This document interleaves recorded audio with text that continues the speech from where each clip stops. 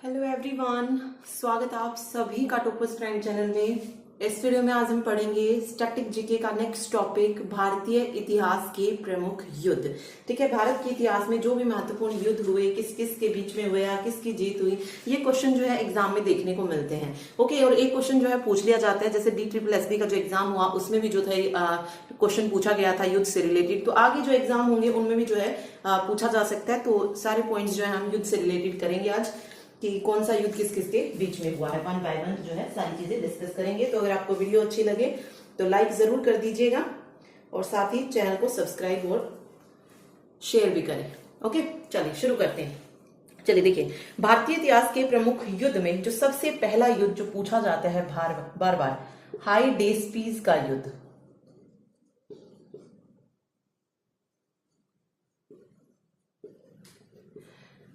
हाइडेस्पीस का युद्ध पूछा जाता है कि किस किस के बीच में हुआ था, कब हुआ था।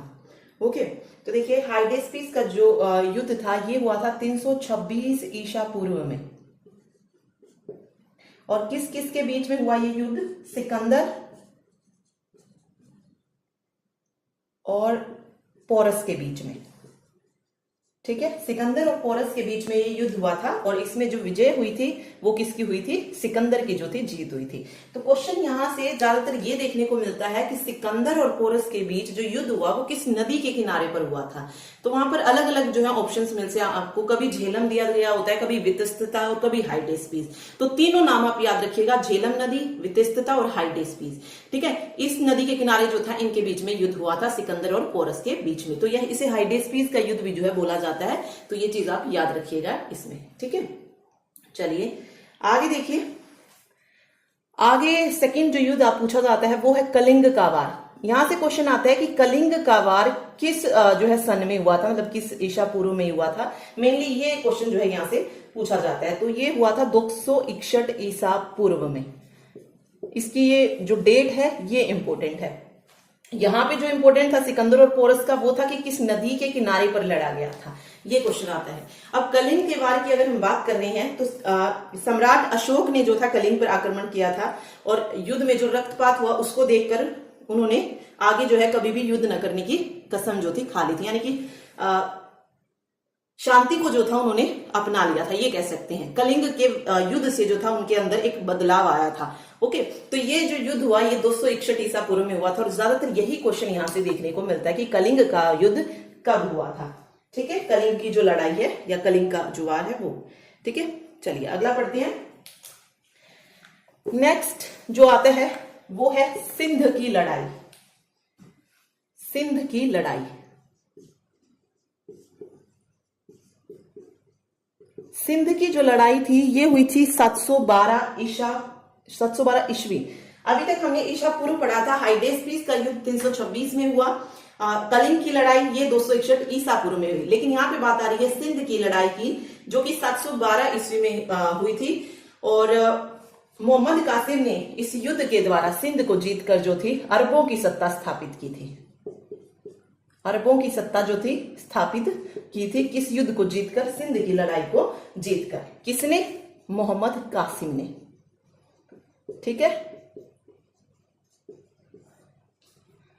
ओके, तो ये चीज इसमें याद रखिएगा। चलिए अब यहां से इंपॉर्टेंट जो है और युद्ध शुरू होते हैं। ये तीन तो आपको याद रखने ही है। अब यहां से शुरू होते हैं। देखिए सबसे पहले जो पूछा जाता है तराइन का प्रथम युद्ध, बैटल ऑफ तराइन। तराइन का प्रथम युद्ध आता है और तराइन का द्वितीय युद्ध पूछा जाता है। ये दोनों ही युद्ध जो थे किस किस के बीच हुए थे? मोहम्मद गोरी और पृथ्वीराज चौहान के बीच में हुए थे। ये भी मोहम्मद गोरी और पृथ्वीराज चौहान। और दूसरा जो युद्ध था ये भी किसके बीच में था? मोहम्मद गोरी और पृथ्वीराज चौहान के बीच में ही था।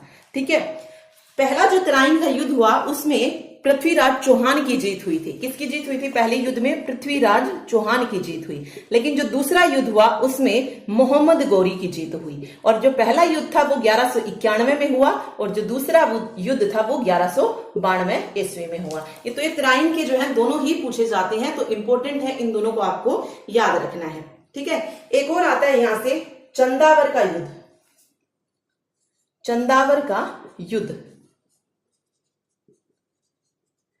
ये भी जो है मोहम्मद गोरी और कन्नौज के राजा थे जयचंद, उनके बीच में हुआ था। ठीक है, मोहम्मद गोरी और कन्नौज राजा थे जयचंद, इन दोनों के बीच में हुआ था और इसमें भी जीत किसकी हुई? मोहम्मद गोरी की हुई। लेकिन हुआ कब चंदावर का युद्ध? तो चंदावर का युद्ध हुआ था 1194 में। ठीक है, याद रखिए 1191 में पहले मोहम्मद गोरी और पृथ्वीराज चौहान के बीच में युद्ध हुआ, जिसमें पृथ्वीराज चौहान जो था जीत गया और मोहम्मद गोरी हार गया था। उसके बाद फिर से जो है मोहम्मद गोरी आया और पृथ्वीराज चौहान से उसकी लड़ाई हुई और 1192 में पृथ्वीराज चौहान को मोहम्मद गोरी ने हरा दिया। ठीक है, उसके बाद 1194 में हुआ चंदावर का युद्ध, जो कि मोहम्मद गोरी और जयचंद के बीच में हुआ था और फिर से जो था मोहम्मद गोरी इसमें जीत गया था। ओके, तो ये तीनों ही युद्ध जो है इंपॉर्टेंट है, इनको याद रखिएगा। ठीक है, चलिए ये हो गया। तो ये तीनों युद्ध आपको साथ में याद रखने हैं कि किस किस के बीच में हुए थे, क्योंकि एक दूसरे से रिलेटेड है। चलिए अब आते हैं पानीपत के युद्ध की बात करते हैं। देखिए पानीपत के 3 युद्ध हुए। पानीपत के 3 युद्ध हुए, पहला, दूसरा और तीसरा। जो प्रथम युद्ध हुआ पानीपत का, ये कब हुआ था? ये हुआ था 1526 में। ठीक है, दूसरा युद्ध कब हुआ? 1556 में हुआ और तीसरा युद्ध हुआ 1761 में। ठीक है, तो पहले तो इनका सन पता होना चाहिए कि कब हुआ था, मतलब किस ईयर में जो था ये लड़े गए थे। तो 1526, उसके बाद 56 और उसके बाद आता है 1761। मैं साथ में बता रही हूं तीनों, उससे पहले जैसे पानीपत के प्रथम युद्ध के बाद तो और भी युद्ध हुए थे, लेकिन यहाँ पर पानीपत के तीनों युद्ध हम एक साथ ही पढ़ लेते हैं ताकि कोई कंफ्यूजन जो है ना हो। ओके, चलिए पानीपत के पहले युद्ध की हम बात कर रहे हैं। तो पहला युद्ध जो था ये किस किस के बीच में लड़ा गया था? मुगल शासक बाबर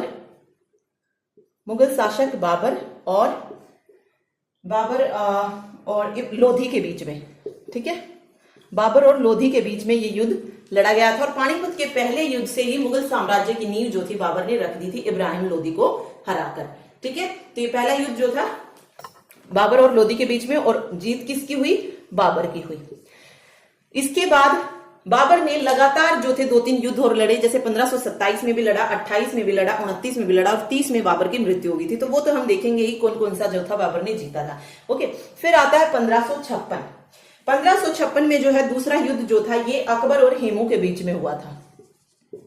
अकबर और हेमू, और इसमें भी कौन जीत गया था? अकबर जीत गया था। अकबर की क्या हुई थी? जीत हुई थी। ठीक है, फिर 1761 में पानीपत का तीसरा युद्ध हुआ, जो कि अहमद शाह अब्दाली और मराठों के बीच हुआ था। इसमें कौन जीता था? अहमद शाह अब्दाली जो था जीत गया था। ठीक है,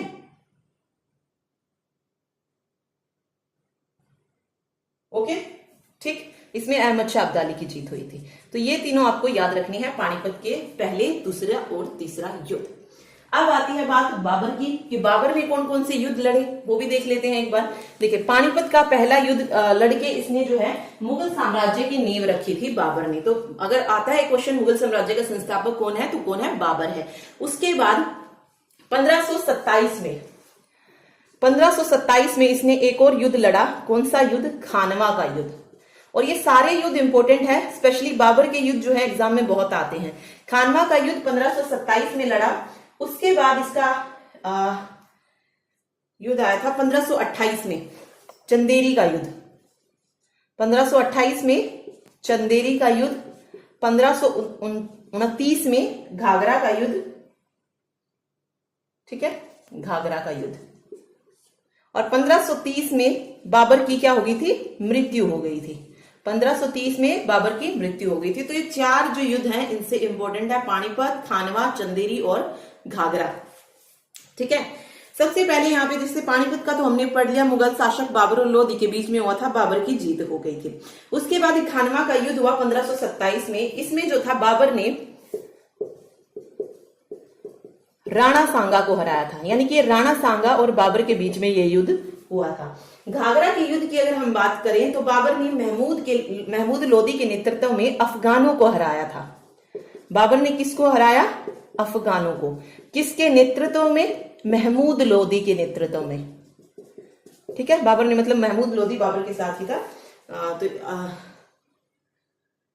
नहीं सॉरी,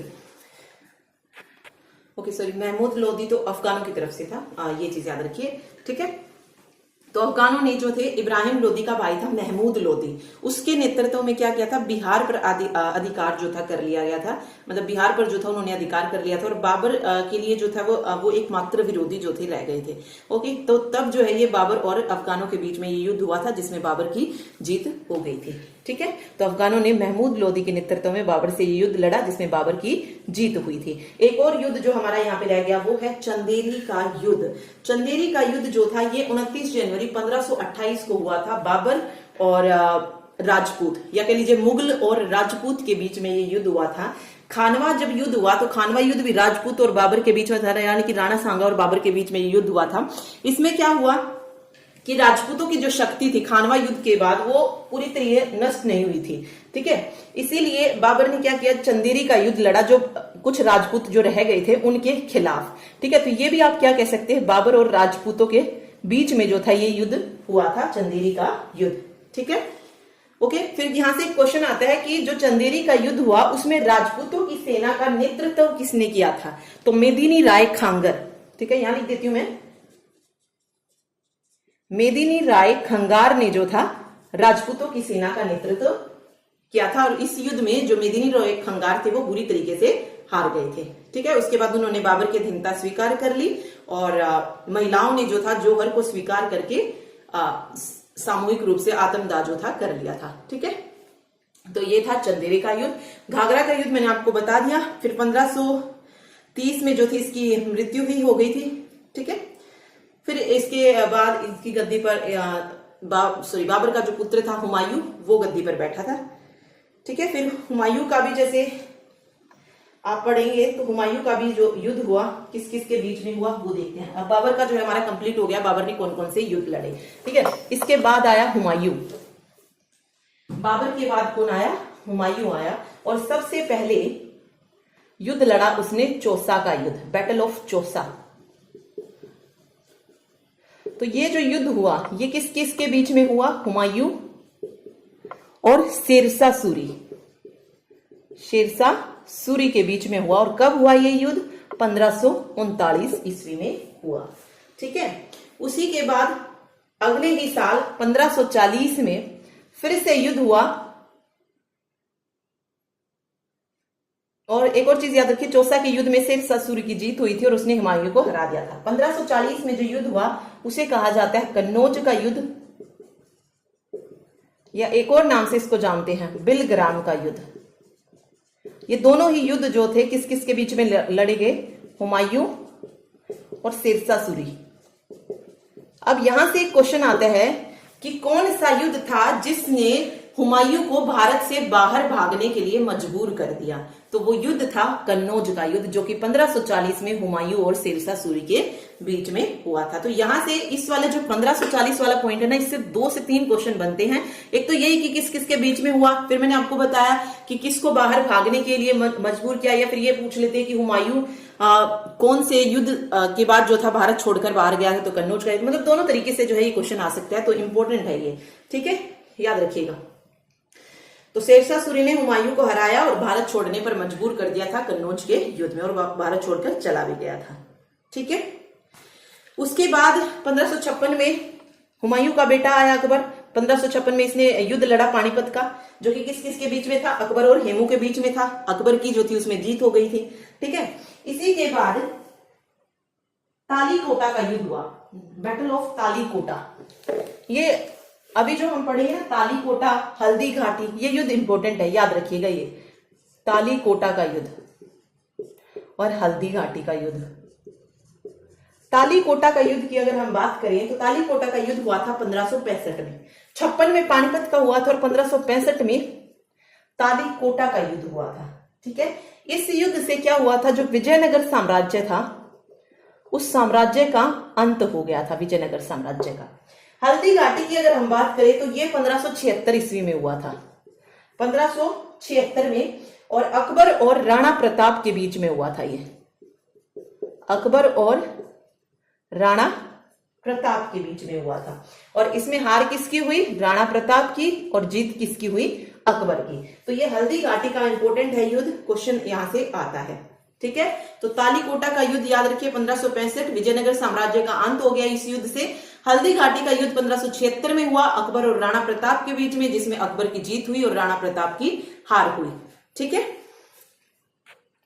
ओके। अब ये भी पूछा जा सकता है कि तालीकोटा का युद्ध किस किस के बीच में हुआ था, ये भी मैं आपको बता देती हूँ। तो ये जो युद्ध था ये दक्कन के सल्तनतों और विजयनगर साम्राज्य के बीच में जो था लड़ा गया था। ओके, और इस युद्ध से विजयनगर साम्राज्य का अंत हो गया। ठीक है, बस यही चीज इसमें आपको याद रखनी है। इस युद्ध को जो है राक्षस तांगड़ी के युद्ध के नाम से भी जाना जाता है। ये पॉइंट भी आप याद रखिएगा, राक्षस तांगड़ी का युद्ध। अब ये क्यों कहा जाता है इसको? क्योंकि जो ये युद्ध लड़ा गया, ये राक्षस तांगड़ी कोई जगह है वहां पर विजयनगर में, वहां पर लड़ा गया था। ठीक है, इसीलिए जो इसे राक्षस तांगड़ी का युद्ध के नाम से भी जानते हैं। ठीक है, तो ये चीजें आप इसमें याद रखिए। गांव है कोई राक्षस तांगड़ी, वहां पर हुआ था। चलिए, अब हल्दी घाटी भी हमने पढ़ लिया है। उसके बाद आती है पलासी और बक्सर की लड़ाई। सबसे पहले हम पढ़ रहे हैं पलासी। पलासी का जो युद्ध था ये हुआ था 1757 में। ठीक है, और बक्सर का जो युद्ध था ये हुआ था 1764 में। दोनों ही इंपॉर्टेंट है, पलासी भी और बक्सर भी। लेकिन इससे पहले बीच में दो और युद्ध हुए थे। प्लासी के बाद वांडीवास का युद्ध हुआ। वांडीवास का कब? 1761 में। नहीं, वांडीवास का हुआ था 1760 में। 61 में हुआ था पानीपत का युद्ध। तो पानीपत का तो तीसरा युद्ध हम पहले ही पढ़ चुके हैं, किस किस के बीच में हुआ था। तो ये चार युद्ध याद रखिए, 1757, 60, 61 और 64 बक्सर का युद्ध। ठीक है, अब देखिए प्लासी के युद्ध की हम बात कर रहे हैं 1757। ये जो युद्ध लड़ा गया ये किस किस के बीच में लड़ा गया था? बंगाल के जो नवाब थे, नवाब सिराजुद्दौला और अंग्रेजों के बीच में। ठीक है, अंग्रेजों के बीच में जो था ये हुआ था, और जिसमें अंग्रेजों की विजय हुई और भारत में अंग्रेजी शासन की जो थी नींव पड़ी थी। ओके, तो ये याद रखिए। ठीक है, अंग्रेजों या फिर आपको ये भी मिल सकता है ब्रिटिश ईस्ट इंडिया जो कंपनी थी उनके बीच में। ठीक है, और उसका जो नेतृत्व कर रहे थे वो कौन थे? वो थे रॉबर्ट क्लाइव। ठीक है, अब ये क्वेश्चन आता है कई बार कि ईस्ट इंडिया कंपनी की ओर से प्लासी के युद्ध में कौन नेतृत्व कर रहा था? तो रॉबर्ट क्लाइव जो थे उस वक्त नेतृत्व कर रहे थे, और उन्होंने ही जो है नवाब सिराजुद्दौला को हराया था। ठीक, ये चीज याद रखिए। चलिए, ठीक है, और एक और चीज आता है कि प्लासी के युद्ध में नवाब सिराजुद्दौला के हारने का कारण क्या था? तो वो था जो इसके सेनापति वगैरह थे उन्होंने जो है युद्ध में भाग नहीं लिया और वो रॉबर्ट क्लाइव से जाकर मिल गए। और जो मेनली इसमें जो नाम आता है वो आता है मीर जाफर का। ठीक है, मीर जाफर की गद्दारी की वजह से जो था नवाब सिराजुद्दौला हार गया। ठीक, और यहीं से जो है भारत में ईस्ट इंडिया कंपनी यानी कि अंग्रेजों के पैर जो थे जम गए थे। ठीक है, तो ये चीजें बस प्लासी के युद्ध से आप याद रखिएगा। उसके बाद आती है वांडीवास की लड़ाई। वांडीवास का युद्ध की अगर हम बात करें तो ये 1760 में हुआ था अंग्रेज और फ्रांसीसियों के बीच। ये भी बहुत बार आता है वांडीवास का युद्ध, अंग्रेज और फ्रांसीसियों के बीच हुआ था ये, जिसमें जीत किसकी हुई? अंग्रेजों की, और फ्रांसीसियों की हार हुई थी। ठीक है, फिर पानीपत का तीसरा युद्ध हम पहले ही पढ़ चुके हैं, किस किस के बीच में हुआ था? अहमद शाह अब्दाली और मराठों के बीच में हुआ था, जिसमें अहमद शाह अब्दाली की जीत हुई थी और मराठों की हार हुई थी। फिर आया बक्सर का युद्ध 1764 में। यह हुआ था अंग्रेज और सुजाउद्दौला, मीर कासिम और शाह आलम द्वितीय, इनकी संयुक्त सेना के बीच में। ठीक है, और फिर से किसकी जीत होनी थी? अंग्रेजों की ही होनी थी, तभी अंग्रेज जो थे भारत में रह पाए थे। तो अंग्रेजों की जीत हुई और फिर से सुजाउद्दौला, मीर कासिम और शाह आलम द्वितीय की जो संयुक्त सेना थी वो हार गई थी। ठीक है, तो ये युद्ध आप याद रखिएगा। चलिए, उसके बाद आते हैं चार युद्ध। प्रथम आंगल मैसूर युद्ध, द्वितीय आंगल, तृतीय आंगल और चतुर्थ आंगल। ये चारों ये जो आंग्ल मैसूर युद्ध है इंपॉर्टेंट है, इनको पढ़ते हैं। चलिए देखिए, आंग्ल मैसूर युद्ध, इसमें 4 हुए, पहला, दूसरा, तीसरा और चतुर्थ। प्रथम आंग्ल मैसूर युद्ध की अगर हम बात करें तो ये 1767 और 69 में हुआ था। किस किस के बीच में हुआ? हैदरली और अंग्रेजों के बीच में हुआ। और इस युद्ध में क्या हो गई? अंग्रेजों की हार हो गई और हैदरली जो था ये जीत गया। ठीक है, हैदरली की जीत हुई और अंग्रेजों की हार हो गई। उसके बाद फिर हुआ द्वितीय आंग्ल मैसूर युद्ध, जो कि हुआ 1780 से लेकर 84 तक जो था ये युद्ध चला था। ठीक है, और ये भी हैदर अली और अंग्रेजों के बीच में हुआ था, लेकिन कोई परिणाम जो था यहां से नहीं निकल सका। ठीक है, फिर आया तीसरा आंग्ल मैसूर युद्ध, जो कि 1790 में हुआ, हैदर अली के बेटे टीपू सुल्तान और अंग्रेजों के बीच में। ठीक है, अंग्रेजों के बीच में जो था हुआ था। और ये जो लड़ाई थी तृतीय आंग्ल मैसूर, ये एक संधि के बाद जो थी समाप्त हो गई थी। चतुर्थ आंग्ल मैसूर युद्ध जो था ये 1799 में हुआ, टीपू सुल्तान और अंग्रेजों के बीच। अब क्वेश्चन आता है कि टीपू सुल्तान की मृत्यु कब हुई थी? ये क्वेश्चन बहुत बार देखने को मिलता है 1799 में। तो इस युद्ध में टीपू सुल्तान क्या हो गया था? मारा गया था। ठीक है, और अब टीपू की हार हुई तो मैसूर शक्ति का भी जो था क्या था? पतन हो गया। तो ये 4 युद्ध आपको याद रखने हैं। ओके, अब इसमें जो जो इंपॉर्टेंट पॉइंट्स हैं वो मैं फिर से बताती हूँ। एक तो ये जो टाइम पीरियड है ये पूछा जाएगा। अब यहाँ पे बात आती है दूसरे आंग्ल मैसूर युद्ध की। तो द्वितीय आंग्ल मैसूर युद्ध की अगर हम बात करें तो 1782 में हैदर अली की जो थी मृत्यु हो गई थी। देखिए, हैदर अली और अंग्रेजों के बीच में हुआ था, परिणाम कोई निकला नहीं था। रीजन क्या था परिणाम निकलने का? 2282 में हैदर अली की मृत्यु हो गई, 1782। ये भी याद रखिए कि हैदर अली की मृत्यु कब हुई। उसके बाद जो उसके पुत्र थे टीपू सुल्तान, उन्होंने युद्ध को जारी रखा। ठीक है, युद्ध को जारी रखा और फिर कोई जैसे मार्च 1784 में टीपू सुल्तान ने अंग्रेजों के साथ मैंगलोर की संधि की। ठीक है, तो मैंगलोर की संधि के साथ जो था द्वितीय युद्ध समाप्त हुआ था। तो ये क्वेश्चन आता है कि द्वितीय आंग्ल मैसूर युद्ध है ये किस संधि के साथ समाप्त हुआ था? क्योंकि अगर आप तीसरा देखेंगे तो ये भी अंग्रेज और टीपू सुल्तान के बीच कोई संधि हुई थी, उसके बाद समाप्त हुआ था। तो वो कौन सी संधि थी? वो थी श्रीरंगपट्टनम की संधि। ठीक है, ये थी मैंगलोर की संधि और तृतीय जो आंग्ल मैसूर युद्ध था ये श्रीरंगपट्टनम की जो संधि हुई उसके साथ जो था तृतीय आंग्ल मैसूर युद्ध की समाप्ति हुई थी। ठीक है, 1792 ईस्वी में ये श्रीरंगपट्टनम की जो थी संधि हुई थी। 1790 से लेकर 92 तक ये चला था युद्ध। ठीक है, तो ये चीजें आप याद रखिएगा। चतुर्थ ये हुआ था और 1799 में बंगाल के गवर्नर जनरल थे लॉर्ड वेल्जली। उन्होंने जो था टीपू सुल्तान के पास सहायक संधि प्रस्ताव भेजा, लेकिन टीपू सुल्तान ने इस बार उसको अस्वीकार कर दिया और यही जो था चतुर्थ आंग्ल मैसूर युद्ध का प्रमुख कारण बना। ओके, और इस युद्ध में लड़ते लड़ते टीपू सुल्तान की श्रीरंगपट्टनम के दुर्ग के पास जो थी मृत्यु हो गई थी और आंग्ल मैसूर जो संघर्ष था वो भी उसके साथ समाप्त हो गया। ओके, तो ये सारे पॉइंट आंग्ल मैसूर युद्ध से याद रखिएगा। चलिए आगे आते हैं। अगला जो युद्ध है वो है चिलियान वाला युद्ध।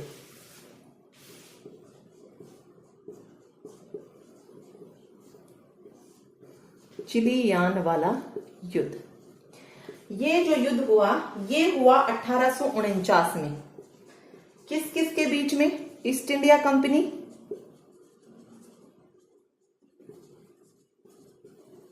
और सिखों के बीच में। ईस्ट इंडिया कंपनी और सिखों के बीच में हुआ था, जिसमें सिखों की जो थी हार हो गई थी। ठीक है, चिलियान वाला युद्ध, ये याद रखिए।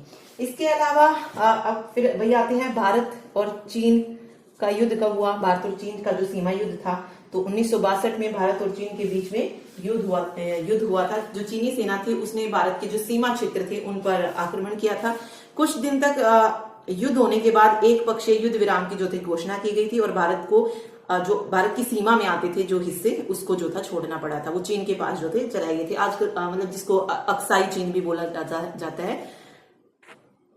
ओके, तो वो था भारत का हिस्सा है। लेकिन चीन ने हथियार रखा है उसे। ओके, तो ये हो जाएगा भारत चीन सीमा युद्ध। उसके बाद भारत और पाक के बीच में युद्ध हुआ। भारत और पाक के बीच में युद्ध हुआ था कब? 1965 में। ठीक है, इसमें पाकिस्तान की हार हुई थी और भारत और पाकिस्तान के बीच कौन सा समझौता हुआ था 1965 के युद्ध से? शिमला समझौता हुआ था। तो ये शिमला समझौता वाला पॉइंट आपको याद रखना है 1965 में। उसके बाद फिर से युद्ध हुआ भारत और पाक के बीच में, ये हुआ 1971 में। इसमें भी पाकिस्तान की हार हुई थी और क्या हो गया था? बांग्लादेश एक नया देश जो था बन गया था। ठीक है, क्योंकि बांग्लादेश को आजाद कराने के लिए भारत ने पाकिस्तान, मतलब इधर अगर हम देखें तो ये जो बांग्लादेश है पहले पूर्वी पाकिस्तान होता था। ठीक है, लेकिन जो पश्चिमी पाकिस्तान था वो इस पर जुल्म करता था, तो वो आजाद होना चाहते थे। तो उस वक्त जो थे इंदिरा गांधी ने जो था अपनी सेना भेजकर जो था उसको आजाद करवाया था। तो ये बस याद रखिएगा ये पॉइंट्स यहाँ से। 1971 में हुआ था और बांग्लादेश एक स्वतंत्र देश बन गया था। तो ये भी आता है ना, बांग्लादेश को स्वतंत्रता कब मिली थी? तो 1971 में मिली थी। ठीक है, फिर हुआ कारगिल वॉर। कारगिल वॉर ये भी भारत और पाकिस्तान के बीच में कब हुआ? 1999 में हुआ था। ओके, इसमें क्या था? जम्मू कश्मीर के द्रास और जो कारगिल क्षेत्र थे उसमें पाकिस्तानी घुसपैठी आ गए थे और फिर से पाकिस्तान को हार का सामना करना पड़ा था और भारतीयों को फिर से जीत मिली थी। ओके, तो ये थे इंपॉर्टेंट युद्ध जो एग्जाम में पूछे जाते हैं। 27 से 28 युद्ध हमने पढ़े हैं। इन्हीं से जो है ज्यादातर क्वेश्चन जो है देखने को मिलते हैं। ठीक है, तो अगर आपको वीडियो अच्छी लगे तो प्लीज लाइक जरूर कर दीजिएगा वीडियो को। Thank you so much. और ये याद रखिए कारगिल और 1999 लिखा है, 1999 में हुआ था। ठीक, थैंक यू सो मच।